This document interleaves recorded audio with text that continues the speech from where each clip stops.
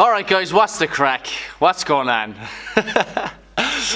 Okay, so in this video I'm going to go through a few questions that have come in over the last couple of days, and some that are a little bit older as well. Things that have come up in the gym, things that have been sent in on email, Snapchat, Instagram, that kind of stuff. Like 5 of those maybe. I'll do 5 of those, right? Because you don't want to do loads of those, but I'll try and do maybe one of these videos more often. One really interesting question I got was, what are they called? Fulfil bars. Fulfil, I think. Like, I don't eat these bars because I can't eat the bars, but so I don't really know the names of all of them sometimes. But Fulfil bars they're a protein bar. They're like these new bars. They're supposed to be really nice. I see them everywhere. A guy that comes to our gym sells them, like delivers them all over the country. So are Fulfil bars bad? First of all, labeling a food as good or bad is like something you don't want to do, okay? Is sugar good or bad? Sugar is not bad, but sugar can be bad if it's had in excess amounts. Is water bad? You might be thinking, how can water be bad? But if you drink too much water, it's going to be bad for you. So we shouldn't put foods in kind of a good or bad category. What we should do is we should look at foods in relation to our entire diet. If we have too much sugar, if we have like a pound of sugar, then that's bad. But if we have a pound of water, that's absolutely fine. So these Fulfil bars fall into that category. They're fine, they're absolutely fine. You can enjoy them. You can probably get away with enjoying them on a daily basis, maybe even 2 every day. But should they be like a main component to your diet? Then definitely not. Are they better than having a bar of chocolate? Yes. And if it means that you'll eat a Fulfil bar, it means you'll eat one of those bars instead of a Snickers or a Mars, then definitely go for it. Okay, that was the first question. Second question is, how do I get really lean muscle? Should I do different rep ranges? Should I do more high intensity training? Should I do more weights training? So how do I get lean defined muscle? First of all, you gotta keep the muscle mass that you have or try and build a little bit more muscle. So you should be doing some kind of resistance training. Secondly, then you need to be looking after your diet because unless you're in a calorie deficit, you're not going to be losing fat and then as a result showing more definition in your muscles. If you're looking to build a little bit more muscle, so if you're feeling that I don't have enough muscle mass, definitely try and build some muscle, and then on top of that, the diet side of things is really, really important. You can do that with any kind of training. You can do that with weightlifting, powerlifting, bodybuilding.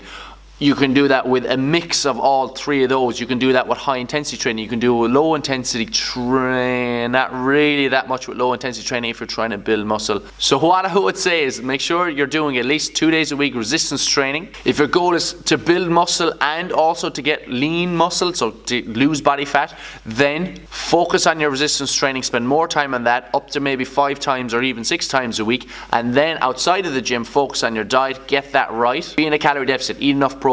If you're someone who doesn't necessarily like weights training as much, stick to your 2 days a week, make it maybe half an hour, 40 minutes for each session, and then spend a bit more time on the exercise that you do like. Maybe it's high intensity training, and also look after your diet. Usually the people who do more of the high intensity training and less of the weights training aren't as concerned about building muscle mass, so that's absolutely fine. Tweaking your back in the gym, what should you do? Should you continue to train on it? Should you take a breather? What should you do? Now with this, it totally depends on how bad it is, and also depends on even your history and things like that. But as a general rule of thumb, if you injure a muscle, you should stop working that muscle there and then on that day.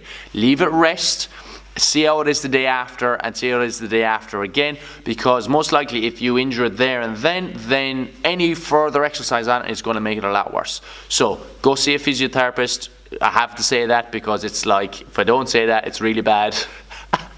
If you injure something, don't continue to work on it because your adrenaline is going to be really high in the middle of your workout and you're not going to feel the pain, and then the day after it's going to be a whole pile worse than it should have been. Supplements for improving sleep. There's not really any supplements you can take to massively improve your sleep. You can try melatonin. Melatonin isn't available in Ireland though, I'm fairly sure. So what you really want to try and focus on is good sleep habits or sleep hygiene. So you can just Google sleep hygiene and you get an idea. So some kind of ritual before you go to bed. Don't be on your phone. Don't be on the computer late at night. If you are, get some kind of blue light blocker for your screen or some pair of glasses. Try not to work out too late. Oh, guilty as charged right here.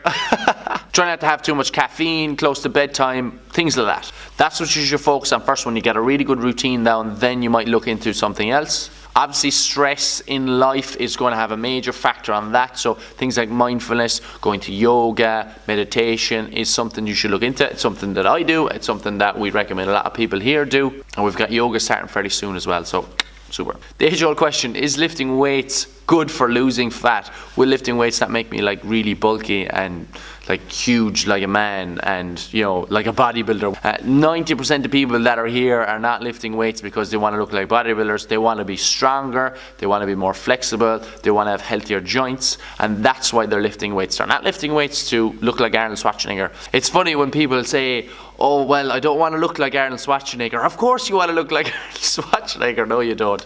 You don't want to look like Arnold Schwarzenegger. So moral of the story, no, lifting weights not going to make you bulky. It's not going to make you huge unless you've some kind of huge genetic predisposition towards that. But as a general rule of thumb, everybody, nearly everyone within the healthy population anyway, should be doing some form of resistance training, and that is going to make your muscles stronger, it's going to make your joints healthier, and it's going to just make you feel better as a human being as well. You can just lift weights to lose fat, and it's actually nearly more appropriate for people who are quite overweight to begin their training lifting weights rather than doing some kind of high intensity training. Because usually when someone who's very overweight is thrown into a high intensity session, then there's a lot of movements they can't do and they're not getting the most out of that session. It puts them at a little bit of a risk of injury. But if that individual was to do weight training, the movements are a lot easier to learn and they can be a lot more controlled, and you can control the amount of work that you're doing, and as a result you're not going to be as sore, you're at less risk of injury, and you can actually benefit a little bit more from it. And then your weight training coupled with your diet is what's going to help you lose fat. It's not the form of exercise that is the most important factor in fat loss. It is the nutrition component in terms of calorie deficit that is most important. What stretches should I be doing in the morning first thing out of bed? That is a very, very generic question, and stretching should be highly individualized, just like anything else that you're doing exercise wise. When I say stretching should be highly individualized, I do very little stretching because my mobility is at a point where it does not need to increase anymore. We have a series of tests that we do here with people to assess where their mobility is at, and once they hit a certain score on each of those tests, they don't do any more stretching. Their resistance program should be enough to maintain that flexibility, and instead of doing stretching, they're doing more core work, or they're doing some kind of a strengthening exercise to reduce a risk of some kind of injury or to improve some kind of movement. But 90% of people that start off have to do tons and tons of stretching because they're super, super tight. So I would recommend a deep squat hold, a hip flexor wall stretch. So you probably be able to find that somewhere. Hip flexor wall stretch, hamstring drops or some kind of hamstring stretch, and a 90-90 hip stretch, T-spine wall slides, a soleus stretch. 90% of people have to do a soleus stretch. That will really help you with your squat. And other than that, you might need to do some pec stretching if you've been pressing for a number of years, or if you've been lifting weights for a number of years. Usually the pecs get quite tight. And once you're flexible enough on all those things, then you want to move on to doing more strengthening work. That might be around the shoulders, the back, the hips, the core, whatever it is. Some that are up about me. One that comes up all the time is about my own diet and what foods I eat, and I've been asked about this since I was about 14 maybe. It's because I have a lot of allergies and intolerances. Dairy, wheat, nuts, soy, eggs, fish, pork are all foods that I have to avoid. I have had those foods over the last, say, 10 years, but whenever I do have them, I have some kind of ill effect, some kind of symptom, and the symptoms vary depending on the food. The protein in dairy is 100% the worst of them. Other than that, things like dust mites in particular, pollen really get at me as well, so I have to do my best to avoid those two. And leading on to that then, what food do I eat? I basically eat rice, chicken, fruit and vegetables on a daily basis, oats in the morning, honey with that. It's the easiest way to explain it. Vegan diet. I don't have any soy either though. I literally have rice, oats, fruit and vegetables and chicken, and that's literally my diet. I have loads of herbs and spices though. Loads, they're great. What do I do? I'm a chartered physiotherapist, but I have a gym, and this is my passion. I literally spend all day in here working on this place, helping the people in here. The whole idea is that when people come here, they have someone with a knowledge base that can help them with any issues that they have. We can always look after them, progress their program, make sure they're getting stronger, make sure they're doing the right things, making sure that they're not at risk of injury, or if they are having any kind of a niggle, we can address that. And we just ultimately try and help people reach their goals and get them in the best condition that they can possibly be in. We do it in a very safe way. We don't do any kind of crazy training.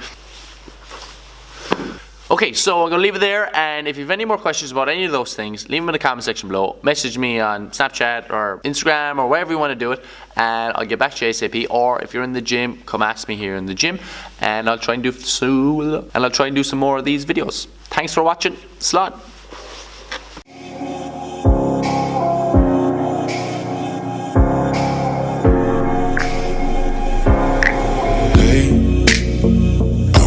Just fine before I met you. I drink too much and that's an issue, but I'm okay. Stay and play that Blink 182 song that we've been